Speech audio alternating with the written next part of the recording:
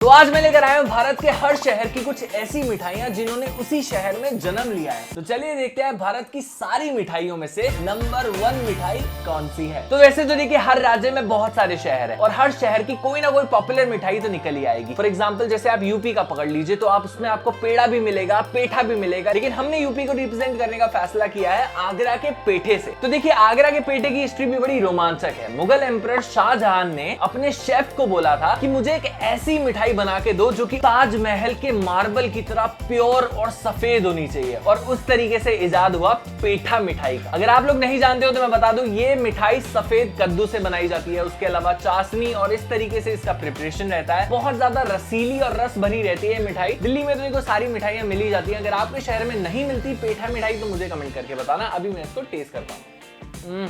बहुत स्वादिष्ट। मैं कितनी तारीफ करूं पेठे की उतनी कम है। सिर्फ इकलौती चीज जो इसकी नहीं जीतने की वजह बन सकती है वो ये है कि ये बहुत ज्यादा ही मीठी होती है। इसके अंदर चाशनी की इतनी ज्यादा मिठास होती है कि आप इसको ज्यादा क्वांटिटी में कंज्यूम नहीं कर सकते। 1 2 3 4 पीस खाओगे आपका मन काइंड ऑफ भर जाएगा। तो ये थी हमारी यूपी की पेठा मिठाई। बढ़ते हैं अगली मिठाई की ओर। तो अगली मिठाई है हमारी मैसूर कर्नाटका से मैसूर पाक। इसकी हिस्ट्री में आपको बताने जाऊं तो मैसूर के एक बहुत ही फेमस शेफ काकासुरा मदप्पा ने अपने किंग को इम्प्रेस करने के लिए एक ऐसी मिठाई बनाने का सोचा जिसके बारे में और लोग नहीं जानते हो, और उन्होंने इसका नाम वही रखा जो पहला नाम उनके दिमाग में आया, और वो था मैसूर पाक। चलिए इसको टेस्ट कर लेते हैं।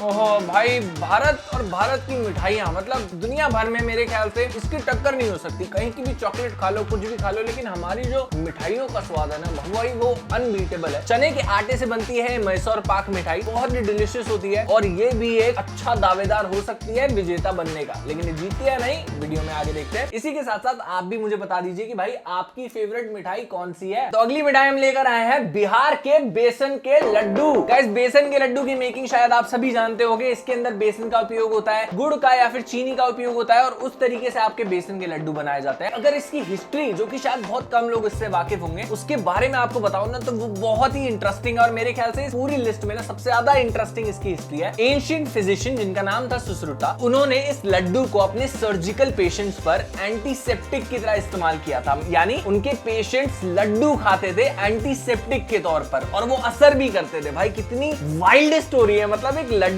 एक डेजर्ट जिसको हम इतने चाव से खाते हैं कि भाई बेसन का लड्डू, उसको एंटीसेप्टिक के तौर पे खाया जाता था एक जमाने में, और वहीं से इजाद हुआ था बेसन के लड्डू का। बहुत ही इंटरेस्टिंग है, इसको टेस्ट भी करिए। One of my favourite treat. मतलब बहुत बढ़िया। 5 10 रुपए 15 रुपए 20 रुपए का एक पीस आ जाता है, लेकिन एक पीस भी आपको मान लो आप 10 पेड़े या फिर 5 आपका मैसूर पाक खाने के बराबर है। इतना सेटिस्फाई कर देता है ये एक लड्डू मुझे। तो मेरे ख्याल से ये एक अच्छा दावेदार हो सकता है जीतने के लिए। बढ़ते हैं और आपको दिखाते हैं तब तक अपनी अगली मिठाई। गणपति बप्पा मोरया, क्योंकि अगली मिठाई है हमारी महाराष्ट्र के मोदक। अभी गणेश चतुर्थी का समय भी चल रहा है और मोदक कौन नहीं जानता। मतलब महाराष्ट्र की सबसे पॉपुलर मिठाई अगर मैं कहीं बोलूं ना तो वो है मोदक। गणेश चतुर्थी के पावन अवसर पर ही इसको सबसे ज्यादा ग्रहण किया जाता है। हिंदू कल्चर में कहा जाता है कि गणपति बप्पा की फेवरेट मिठाई हुआ करती थी मोदक। इसके साथ साथ एक और इंटरेस्टिंग फैक्ट मैं अगर आपको इसके बारे में बताऊं तो बुद्धिस्ट मॉन्क जो होते हैं उनको भी मोदक बहुत पसंद होता है, और उनको इतना पसंद था मोदक कि बुद्धिस्ट मील का भी मोदक को पार्ट बना लिया गया है। इसके अंदर जहां तक आपकी कोकोनट की या फिर गुड़ की फिलिंग रहती है, ऊपर इसमें आपका चावल का आटा हो गया, मैदा हो गया, इस तरीके से मोदक तैयार करा जाता है। बहुत ही स्वादिष्ट मिठाई होती है ये भी, इसे टेस्ट कर लेते हैं। हाँ जी, तो ये हम लेकर आए हैं पिस्ते वाला modak. Kind of similar to एक बर्फी जैसा इसका टेस्ट लगता है, थोड़ा सा अलग, थोड़ा सा सिमिलर, लेकिन ये भी एक बहुत ही डिलीशियस मिठाई होती है। लेकिन ये जीतेगी या नहीं आगे देखेंगे वीडियो में। तब तक अपनी अगली मिठाई की तरफ। अगली मिठाई हम लेकर आए हैं स्ट्रेट फ्रॉम उड़ीसा, जिसका नाम है छेना टोस्ट। पहले तो आप मुझे बताइए कि क्या आप वाकिफ है छेना टोस्ट से? नहीं है तो प्लीज कमेंट बॉक्स में बताइए। उड़ीसा में तो ये बहुत पॉपुलर है। उड़ीसा में इसे जाना जाता है बेक्ड चीज के नाम से। बहुत बढ़िया यार। अब इसकी हिस्ट्री भी बड़ी इंटरेस्टिंग है कि उड़ीसा के एक शेफ ने जब रात में बचे हुए चीज में शुगर और सीजनिंग डालकर उसको रात भर इंडियन चूल्हे पर छोड़ दिया, तो सुबह उनको एक डिलीशियस सी डिश मिली, एक डिलीशियस सी डेजर्ट मिली, जिसका नाम उन्होंने रखा छेना टोस्ट। बहुत इंटरेस्टिंग है ना, इसको टेस्ट भी करते हैं।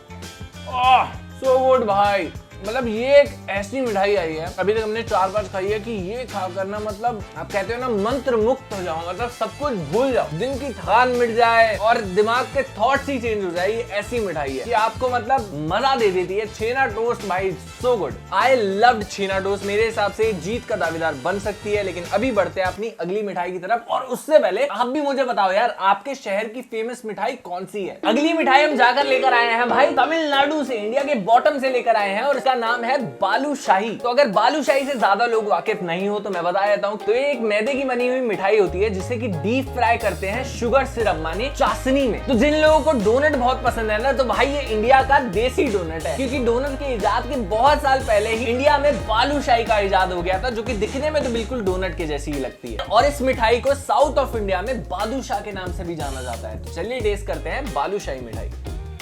पर्सनली मेरे को बालूशाही इतनी ज्यादा पसंद नहीं आई, लेकिन अगर हमारी वीडियो देखने वालों में से कोई अगर बालूशाही का चाहने वाला है, मेरी मदर भी उनमें से एक है, तो प्लीज कमेंट बॉक्स में बताइए। और हम अभी बढ़ते हैं अपनी अगली मिठाई की तरफ। तो जी देखिए, जलेबी के साथ ना हिस्ट्री ने जस्टिस नहीं किया, क्योंकि एक टाइम पे जो चीज मावे और खोए से बनाई जाती हो, आज उसको मैदे से बनाया जाता है, और उसकी क्वालिटी को इतना डिग्रेड कर दिया गया है कि बस क्या बताऊं। जब शेफ हरप्रसाद बदकुल ने इसे जबलपुर में इन्वेंट किया था ना, तो उन्होंने नहीं सोचा था कि उनकी इस खास इन्वेंशन का आज ये हाल हो जाएगा। और अगर जलेबी के बारे में आपको एक और इंटरेस्टिंग फैक्ट बताऊं, तो मेडिकल जुरिस्डिक्शन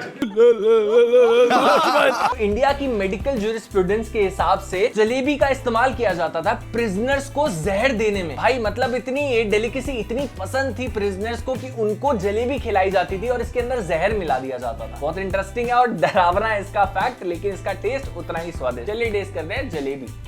आहा, एकदम क्रिस्पी, एकदम चाशनी से भरी हुई है ये जलेबी। लेकिन भाई बात है कि क्वालिटी वाइज ये बहुत ही हल्की क्वालिटी की जलेबी है। इसमें भी जहर तो नहीं है।